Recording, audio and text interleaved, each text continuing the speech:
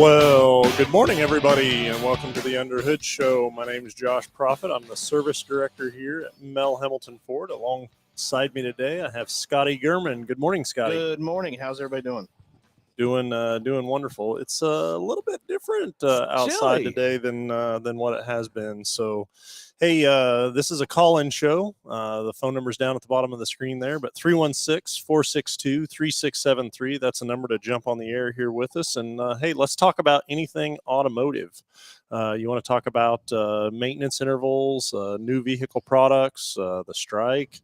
Yeah. You want to talk about racing, whatever it is. You got any automotive questions? Car's not acting quite right. You want to talk about that? Let's do it. So it's call-in show 316-462-3673. That's a number to jump on the air here with us. And for each and every caller, we give you guys a prize package. It goes out to you. We'll send it out in the mail, but it's valued at about $130, depending upon how you value the multi-point inspection that we complete with it. But it consists of the works, which is an oil change and tire rotation. We use Motorcraft oil and filter products here at Hambelton Ford. While we're completing that, we're also going to do a multi-point inspection on that vehicle, checking over the brakes, tires, steering, suspension, all the safety-related components, just making sure that vehicle's geared up and ready to go for that next 5,000 miles of driving. You'll also receive yourself $10 to Mel's Diner, so you can get yourself something to eat and drink while you're here with us at the big corner. Complete nitrogen for your tires, so you get all the great benefits that nitrogen has to offer, especially days like today. Yeah, the nitrogen definitely has a huge benefit for that. And then a BG products package, which consists of a can of MOA or motor oil additive for your engine oil, and then CF5 for your fuel system. Again, just getting that vehicle geared up and ready to go for that next 5,000 miles of driving. So with all that being said, good morning, Scotty. Good morning, Josh. How's it going? Going really well. We had a very busy week here at the dealership on the service side of things. It seems like, temperature changes like this and you get a cold snap. Of course, honestly, it's always kind of controlled chaos for sure. Sometimes feel like an air traffic controller and directing things and trying to get everybody taken care of the best we can as well. So definitely been a busy week for sure. A couple of things that I wanted to talk about today. It is I cannot believe that it's almost the end of October. Did you see what shirt I'm wearing? I do see that, yeah. So when that's something we can talk about as well. Absolutely. That we have coming up. But it's just unbelievable that we are almost to November of 2023. This year has just flown by. The temperature is substantial about different. But the next thing to roll around this week is Halloween. It's on Tuesday. I know. So I thought it'd be kind of cool for the callers if they wanted to talk about any type of ghost that they had in their vehicle. So I was going to talk, make this about, a possessed vehicle, sure. A demon, and when I think of that, I think of something that's very intermittent. Yeah. And so I thought we could make today's show kind of about intermittent concerns, repairs. Okay. And then also, as a consumer, maybe some of the things that they could help us with or situations that we get into or we've found. I've got several off the top of my head of scenarios that we went through that was hard for us to try and help a consumer to fix. Yeah. And things that they can do with us to help us get their problem resolved. Absolutely. So let's first we'll go. Got a couple comments already. Looks like Delbert is traveling. Good morning, Delbert. How are you? Says at Charlotte Airport, waiting for my flight. It's an hour. An hour ahead home to OKC. Very good. Can't wait. Yeah, he was down in Florida. I do remember that from last week, but it looks like he's headed back to Oklahoma City. I did read a forecast. I think Oklahoma City, I think it's sunny and 70 there. Oh, so really? Yeah, I think you're good, Delbert. Yeah, you'll be fine. But hopefully safe travels. Hopefully your plane's on time, all that stuff with that Delbert being down there as well. So, but yeah, today, let's call in with your intermittent concern or issues that you've had about a vehicle. Maybe, the other thing I think of is the Stephen King movie, Christine, the possessed car. Yeah. Do you have a name for your car? It surprises me as a consumer or as being in this business, how many customers Yeah. actually name their car. They refer to them as him or her. Yeah. Whatever vehicle they drive.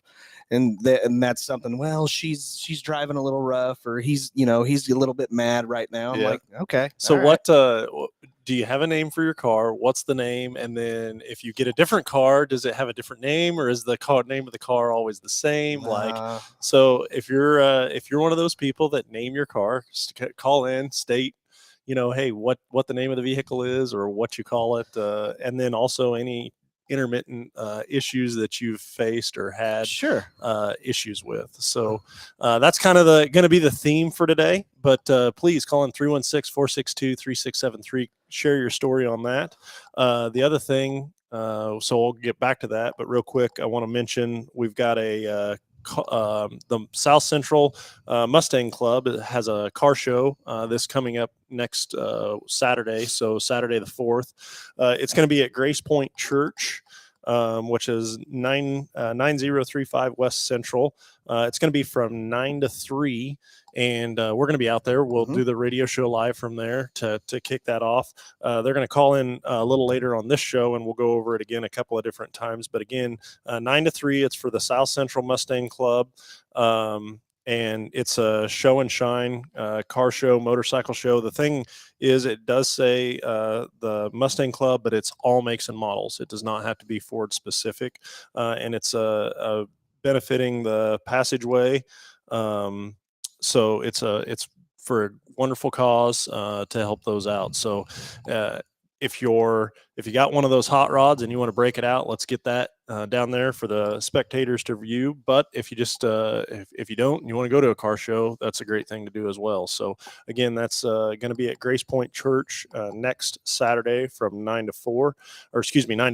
And then let's get out and support those guys for that great cause. So we'll hopefully get a call from one of those guys a little bit later today. So anyways, so back to naming the car. Yeah. To naming the car. The one thing immediately that came to mind was, do you know Ford Pass actually encourages you to name your car? It does. Yeah, it does. All of my vehicles for like the past 5 of them have all been black vehicles. So mine's always been the same name. It's always been Black Betty. Okay. Ever since that app came out. So every single vehicle I have has been Black Betty. So your name then transfers on. Yeah. And I think, they do that just to build a connection. Sure. For sure. But yeah, I am very surprised by that. I've never had a name for a vehicle or never named a vehicle, but it really does surprise me how many people do in fact name their vehicle and I have seen some interesting ones. Oh yeah. I really do like naming things. And I'll give you an example of that. And this is completely unrelated to anything automotive. Well, you can't tell everybody what you call me. Yeah. That's not so that's not. My boys, when they were much younger, my wife got them a fish, and they're like, oh, what do we call it or whatever, and I ended up naming it Fish Stick. Again, completely unrelated to automotive, but you gotta be clever or come up with something along those lines, for sure. So I've got both a couple of examples of vehicles with intermittent issues as a consumer. So something that I had personally owned, but then also from the repair side of things, I've got several examples of that, and of situations that we've got into here that I know were extreme headaches for a consumer, and then us trying to help them navigate through that. So first of all, on the consumer side of things, I purchased this has been many years ago when I worked for GM. Purchased a brand new Silverado pickup. Okay, and the thing had, I don't know at the time, I want to say, it was maybe 2,500 miles. And my wife and I went to Dallas and was headed to Dallas, and we're driving down 35, and we get between Oklahoma City and kind of the state line down there, and I had been driving for many hours to that point, and the truck just shuts off, just dies going down the road. Yeah, that's a problem. Completely dies going down the road. And I'm thinking, and I'm a GM tech at the time, and kind of wondering what's going on and all that stuff. And so we pull over to the side of the road and couldn't get it to refire. It would crank, but couldn't get it to refire. So thought maybe something was going on with the fuel pump. Obviously didn't have all the tools and everything like that to test everything. But was able to identify that there was some fuel pressure in it just by pressing the Schrader valve in the fuel system. Anyways, it wasn't 5 minutes later, the truck starts back up and ran fine. Went the complete rest of the trip. Everything was fine. Took it back to the dealership when we got back, and went through, did a diagnosis on it. Like there was no codes, no, everything was absolutely fine. And so as it goes on, drove the truck for several thousand miles later. Really? Ended up I had that truck for, I don't know, I want to say 75,000 miles. And over the course of that 75,000 miles, and I'm going to say 7-8 years, something like that I owned it, it happened on 4 occasions that it would just die. just die. And then you'd wait about 5 minutes, it'd start back up, take off, and it never had the equipment at the time that it died to be able to identify or figure out what was going on with it. I ended up selling it to somebody that I knew, who then drove it for another 200,000 miles plus. And you disclosed all of that. Yeah. I told him exactly what, because here's the thing, especially, selling a vehicle, on something used like that. Like I don't want I want you to know everything I know. So exactly. Told him exactly about those situations and what was going on. He never once had it happen to him. Are you kidding me? Never went in 200 and some thousand miles. He ended up wrecking the truck. It was pulling a camping trailer. He ended up getting in a wreck, and it ended up totaling out the vehicle. But my point to this is, like, it was so intermittent, and the vehicle never really left me stranded. It started up after about 5 minutes of waiting there, but still to this day don't know what the deal was or what was wrong with it or anything like that. And so as a consumer, like, I could see where that would be very frustrating, especially if you're doing a lot of traveling, going a lot of places, different distances. You don't want that thing to leave you stranded somewhere. Nobody wants that by any means. But an example of that, of 4 times in 75,000 miles, like, that is extremely intermittent. That's extremely intermittent. That may be the longest, like, intermittent concern I've ever heard of. the duration of it. Yeah, the duration. And so again, from the consumer side of things, extremely frustrating. But what I want the consumers to understand, or as listeners to understand, like, we're here to help you. It's not our desire for you to bring something in knowing you're having a problem with it, and for us to be able to say, hey, we're unable to duplicate your problem. Yes, there's nothing that, we're not finding anything wrong with your vehicle. But also, we want to ensure that what we tell you is wrong with the vehicle is actually wrong with the vehicle. Right. And so let's kind of go through some of the things that, you as a service consultant, or with the technician side of things that you get, that we can tell consumers, hey, help us with this. This is information that we need. Yeah. I mean, we had one. You and I both had one not that long ago. That was kind of a weird ordeal, because it was an actual rental company vehicle. And so they're not the ones who drive it. They rent the vehicle out, and they are not with the customer or with the person renting the vehicle whenever it was acting up. But it was a pretty big issue. It said it was overheating, and it was a big ordeal. The vehicle had to be pulled over, towed into the dealership, and we would drive that thing. I mean, I think we drove it all the way to Hutchinson and back maybe several. 4 times, several 5 times, and we never got it to act up. Well, after maybe the third, I think it was third time it came back in, we finally got more information to where it was a rental rocket, as they call it, which means that whoever was driving the vehicle was driving it like a bat out of hell. Yeah. And so once we figured that information, we were able to finally duplicate the issue. Without that information, we would have been driving it to Hutchinson and back over and over and over again. Yep. And so never got to duplicate. This specific vehicle was an Edge. It was a ST. Yeah. So it was a kind of a performance based Edge. And again, having different consumers in it, there was no consistency in when it would act up. Sometimes it would be pretty quick. Other times it would go several hundred or thousand miles in between occurrences and things like that. But what all the details matter. Yes. Like I cannot stress that enough to the consumers, is that it makes so much difference in the amount of details that you give somebody. Right. And I can think of, situations of a night drop. So somebody just drops off a vehicle, writes a short little blip on an envelope, or a husband and a wife. The husband drives the vehicle, but the wife brings it in and she doesn't know what he's experiencing. That's a big one or too, vice versa. And 100% I get your time is valuable, and trying to make it very convenient for the customer sometimes is challenging from our side of things, is because we may need additional information. It may take 15 or 20 minutes to get you properly checked in and the information in the system.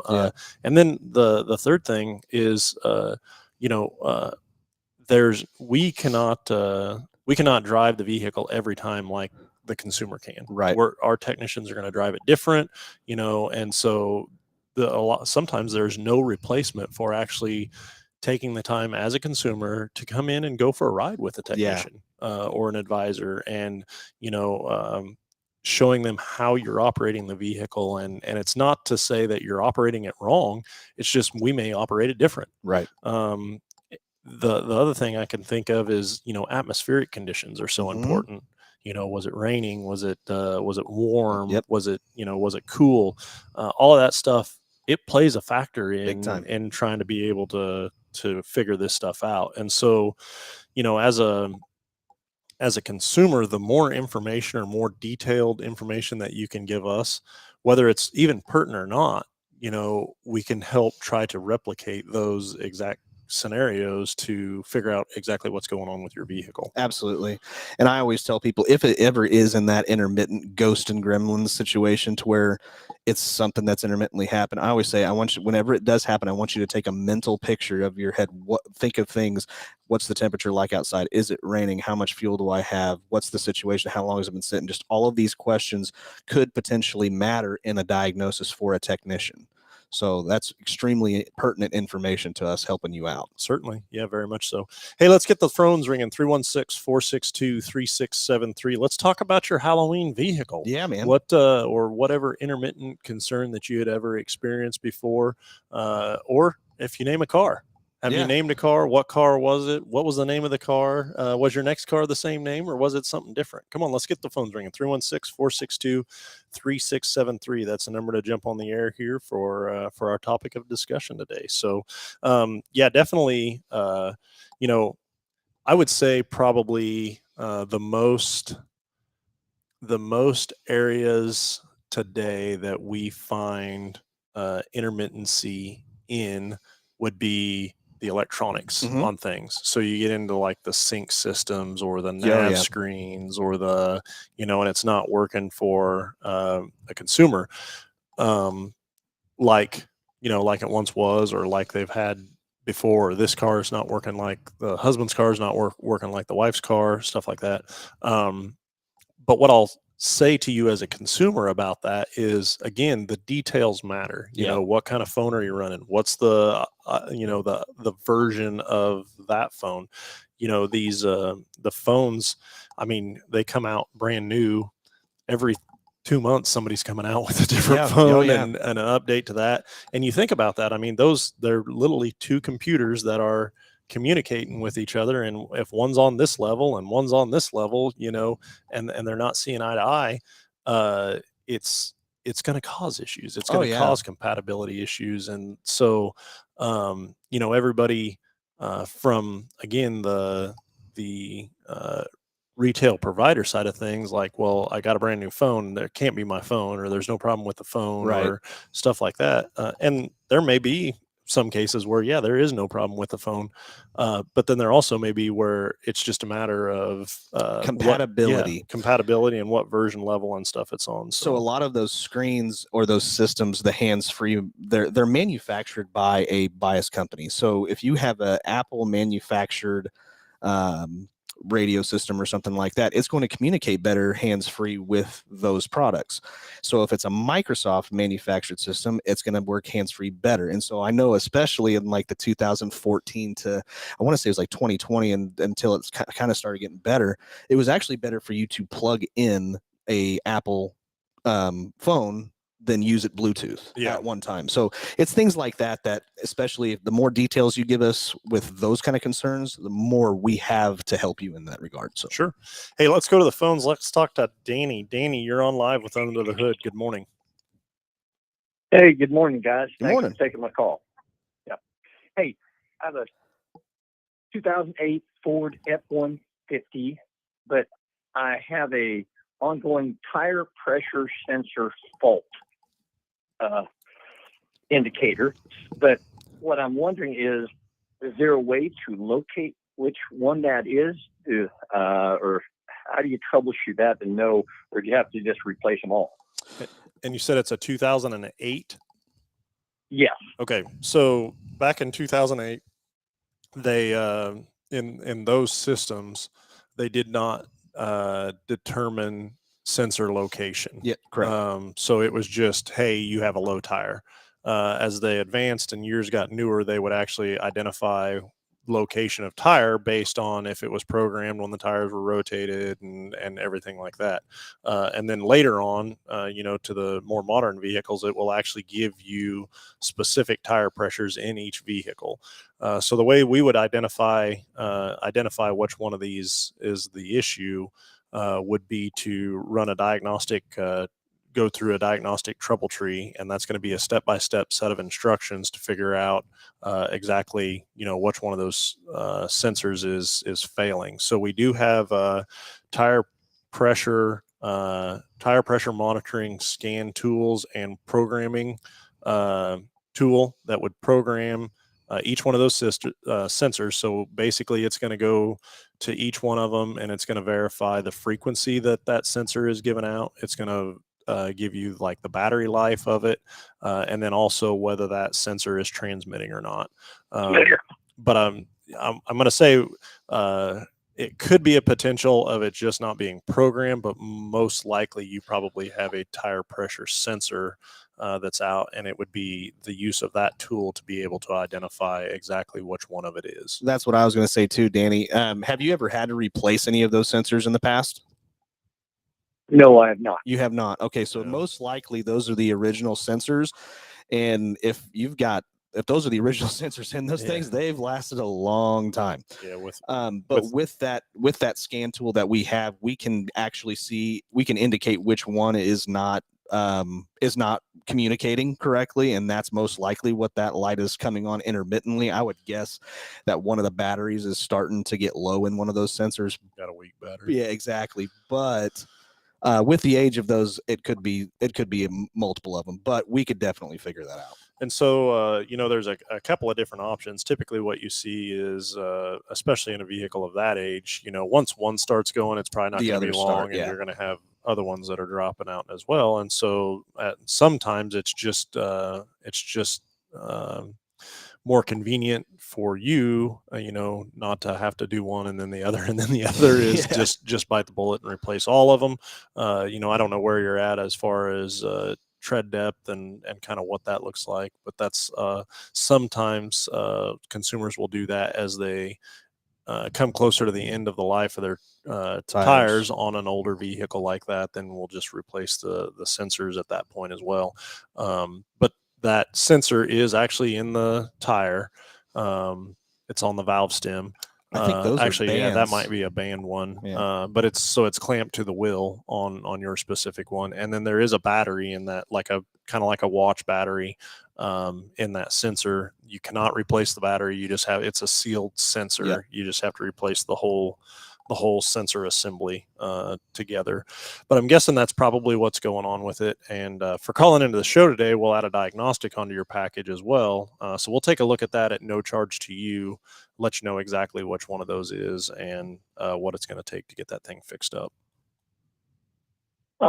Okay. Well, thanks. I really appreciate it. You bet. Hey, Drive me nuts. yeah, I understand that completely. So do you have an intermittent issue that you've fought before, or have you ever named a vehicle or know somebody that has named a vehicle? Yes, my daughter named her vehicle. Okay. What's the name? Yeah. Do you know what kind of vehicle it is? It was her first car. It was a 98 Pontiac Grand Prix. It's white, called Pearl. Nice. Very good. Nice. Very good. Were you part of the naming process? No, I was not. Did you?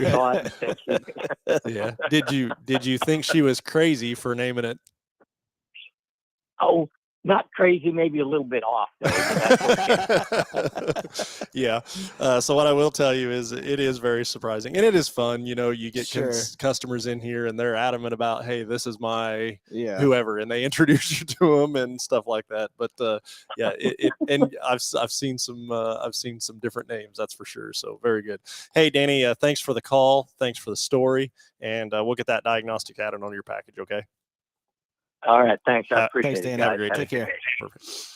Very good. Very good. Hey, 316-462-3673. That's the number to jump on the air here with us and tell us your story. You know, do you have an intermittent gremlin or ghost out there, or in the past, have you had anything that you struggled to find or fight? And then have you named your vehicle, or do you know anybody that does name their vehicle, and do you think they're crazy, or are they not? So 316-462-3673. That's the number to call us up and tell us your story. So going back to Danny's deal and his low tire light, or excuse me, tire pressure monitoring system fault. You know, nitrogen, something that we didn't even get into, but Yeah, that's true. this time of year with the fluctuations in the temperature, and nitrogen is a huge benefit to be able to help stabilize that air pressure, so you do not get the fluctuations and then cause a low tire light. I am guessing that is the #1 most common call for the quick lane this morning. I guarantee it. Yeah, I could see that. Or I don't know as that we're quite there yet. Getting close. I happened to help a gentleman last night with a battery. Oh yeah, that's another good one. Yeah, they were went to leave to go somewhere, and and which is very odd. So as a newer expedition, you know, the lights had come on, the running boards would deploy. They would click the start button, and it would actually turn over a little bit. It would crank for just a second or two, and then it would just stop cranking. Yep. And so that battery, I mean, it was just right on the threshold of starting, not starting for sure. But he wasn't able to start it. Yep. And then it was doing a couple other weird check engine light. Yeah. If you jump start it and the check engine light's on, I mean, it could be battery related. Yep. 100%. And then these new vehicles now, they have battery monitoring system modules in them. My goodness, that was that was tough for you. That was back to school. That's right.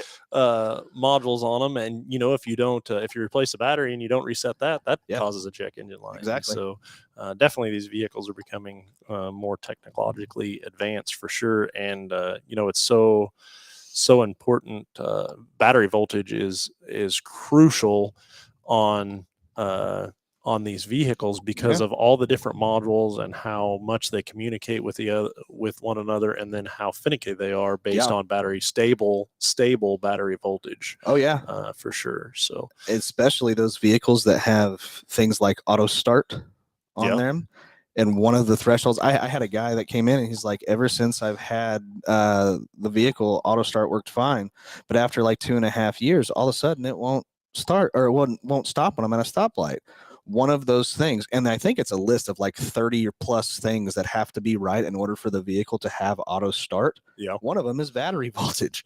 And it just so happens that his battery was at the end of its life, and that's what was causing it. Never achieved the exactly. And so we put a new battery in it. Oh, I'll be gosh darn. The auto start works just fine. Yep. So, You see that a lot on older older vehicles that have the auto start where it doesn't auto start as much as it used to when it was newer. And that is exactly right. It's because of the age of the battery and the condition of it. So, hey, let's get the phones ringing. 316-462-3673. Let's talk about intermittent issues you had with your vehicle or naming a vehicle. Rex put a comment down there. Yeah, get the batteries checked, folks. Rex, I know you've got a name your vehicle story. I'm almost positive 100% that you either know somebody or have a name your vehicle story. So let's hear what it is. So again, 316-462-3673. That's the number to jump on the air here with us and tell us your story and about what you have going on. So, when we talk about intermittent issues and then trying to help a consumer through that, the number one thing that I tell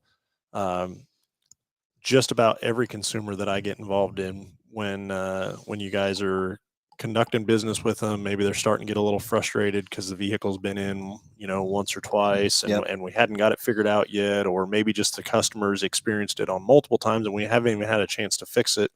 Or in a lot of situations I'll be involved in that they've had it to another shop where they've tried to figure it out themselves and have replaced multiple parts on it. And just their frustration level is so high.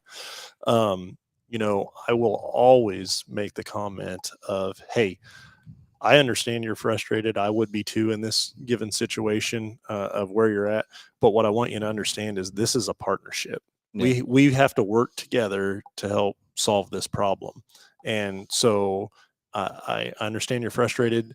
Well, don't be frustrated at us. Let's work together. You're probably frustrated with the vehicle, the situation, the time and effort and stuff that you've put into this, but it is 100% a partnership. And that's where the defining answer is in the details. The whens, the whats, the who's, the where's, the whys, the hows, the what that temperature was, all that stuff. That's what makes the difference. And I can think on several situations where it's a matter of transfer information too. Is that the husband's car, wife drops it off, she tells us something, technician gets it, and it's like, wow, we're not even in the right. It's the game of telephone, and it's not. It's really hard to do that with anything. So, if I have that situation, I always go to the person who's driving the vehicle because that's the best information I'm gonna get. Yep, very much so. So, hey, 316-462-3673. That's a number to jump on the air here with us and tell us about your intermittent story or the naming of a vehicle. We got a phone call coming through, so we'll get Greg patched through here in just a little bit and get see what's on Greg's mind this morning. So, 316-462-3673. So, good morning, Greg. You're on live with Under the Hood. Good morning. Good morning. I was calling for a couple of things. Okay. Of course. The intermittent issues, the things that come up from time to time. I actually have a vehicle that throws check engine light, and I have a code reader. Of course, I know that's not diagnostic, but nevertheless, and it's an 07 Corvette. Okay. And it gives the code for an O2 sensor behind the catalytic converter. And from my understanding, that's just, is it in range or not? Well, sometimes that check engine light goes off all by itself because apparently it's been inspected long enough. And then other times it kicks on. And I'm like, well, there you go. And meanwhile, the car runs fine. The research of looking stuff up online, because that's what I'm good at. just says that's what that's for is the catalytic converter functioning right. And I bought the car for my dad, and he's already replaced the catalytic converter and that O2 sensor. I'm like, meanwhile it runs like a top. Yeah. Go ahead. Okay. So I have a couple of questions for you. You said it's a 2007 Corvette. How many miles does this thing have on it? 47,000 now. Dang. 47,000. It did have 43 when I bought it. Okay. You guys actually put tires on it here a couple months ago. So Yeah. So a couple of things that I would make a comment on this thing. So and do you know, is it the bank 1 or bank 2 on the O2 sensor? man, I wish I could remember. I think the passenger side, whichever that is. Yeah. So there's kind of several ways to take this. So first of all, depending upon the code, because there's probably about 5 different O2 sensor codes per sensor. So there's a condition code, which is indicating that the converter is not really doing its job. And so basically your front oxygen sensor is monitoring the output of the engine. So is it running rich or lean?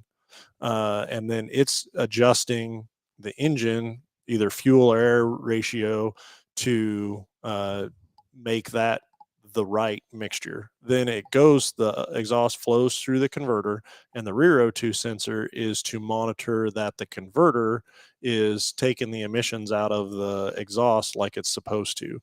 And so there should be a nice steady waveform of that exhaust kind of bouncing back and forth, going, rich, lean, rich, lean. Yeah, looks like a children's roller coaster. It's just real subtle and smooth. So if the converter is not doing its job, that's a problem. But it sounds like you've had the converter replaced. But just because the converter was replaced, if there's a small pinhole or leak in the exhaust somewhere, it could be getting outside air into there.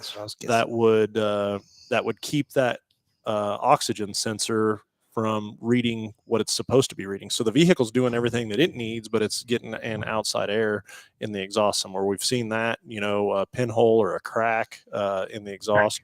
So that's one option. The other option is each one of those oxygen sensors has a heater on it. And that heater is designed to put that vehicle into closed loop sooner than so basically, when you very first start a vehicle cold, the computer is not monitoring that exhaust because it's got to get everything up to operating temperature sooner. And so it could be a code for a heating element in that oxygen sensor. And then the other 2 codes would be identifying the sensor not receiving power like it should be or ground like it should be. And in both of those cases, it would be more likely an electrical issue from either the computer, wiring running through the vehicle. And so there's a lot of different options that could be causing that one code that you have to do that. And so it would be more of a running a diagnostic on that and figuring out exactly what's going on. Now, when it comes on and goes off, the other thing that I was going to say is, it's a 2007. It's got pretty low mileage. You could be something as simple as the age of fuel that you're running. That's the other in the one, vehicle. yeah.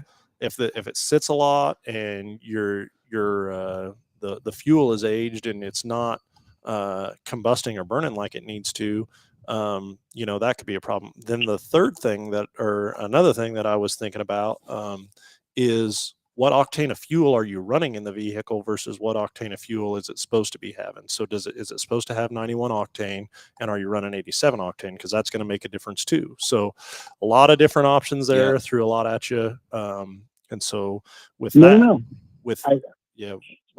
So I've had it for about 6 months, and all that time I've put premium in it.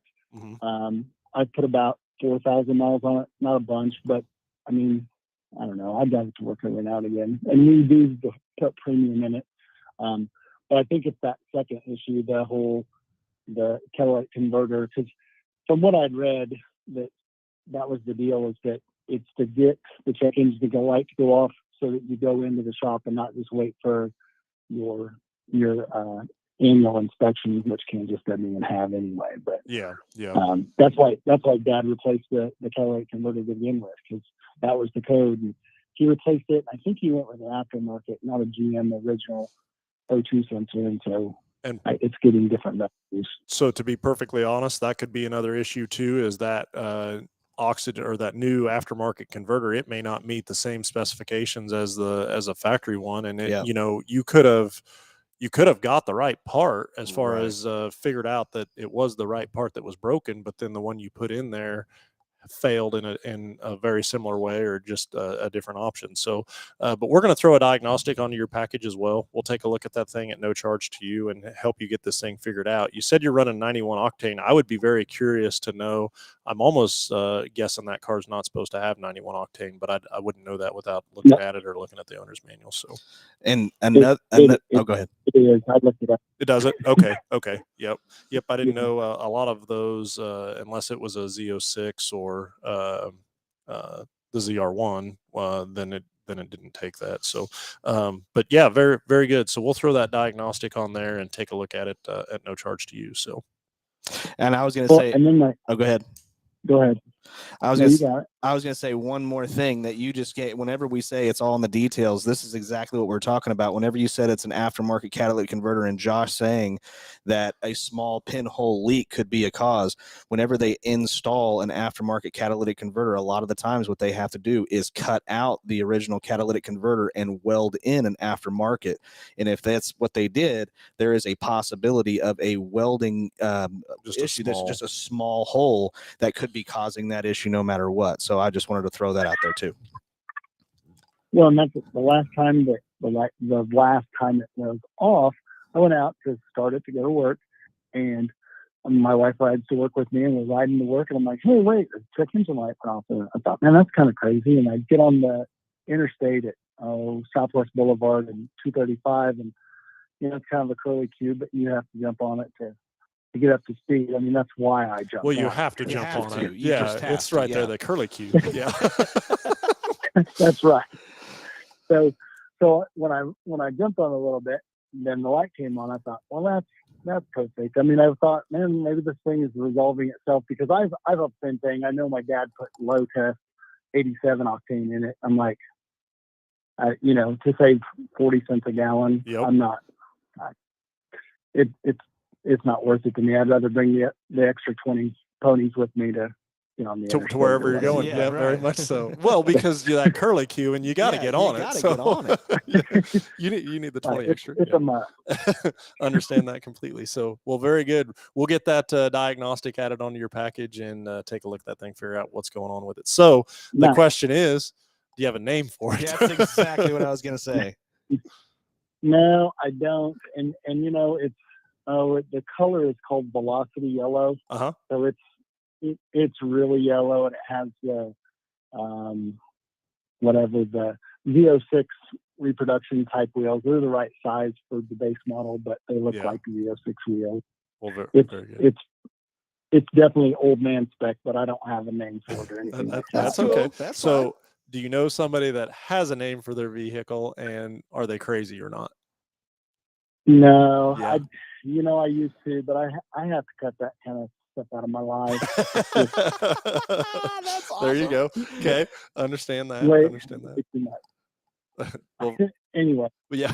So then the second thing I wanted to throw at you guys, because my Toyota, I have a Toyota Avalon. It's a hybrid, and now that I'm finally past the included maintenance from when I bought it, I really want to bring it to you guys. But my question is about the hybrid battery air filter. I know there's an air filter back there for the hybrid battery. Mm-hmm. Is that something that you guys check? And is that part of, I don't know. How do you address? Yeah, that is something that we can check. So we do have the maintenance interval guidelines, just like Ford vehicles as well, on that thing. And yeah, so that is something that would be part of the routine service if that's what it's slated for at that time and mileage, for sure. And so, as much as I'd love for everybody to have Fords, understand that that's not the case. And we've got a lot of years of experience of guys back here with different makes and models and manufacturers and training that's done with that as well. And so, yes, we're very well equipped to handle those competitive makes as well. So, well, that's kind of the issue, is that if you want to service your vehicle at some other place like Toyota, they want you to set an appointment for next week on the second Thursday, and you got to show up right at whatever time, and then you're still there for hours. And I really like the quick lane. I like being able to go and I can drop it, or you guys even have come and picked it up from me at my Oh, work. yeah. Yep, we do That's that. handy. And if I'm really honest, I think one of the biggest things that you guys have cultivated with me is the trust. I know you guys are going to take care of it. I'm able to even text my service rider down at the quick lane.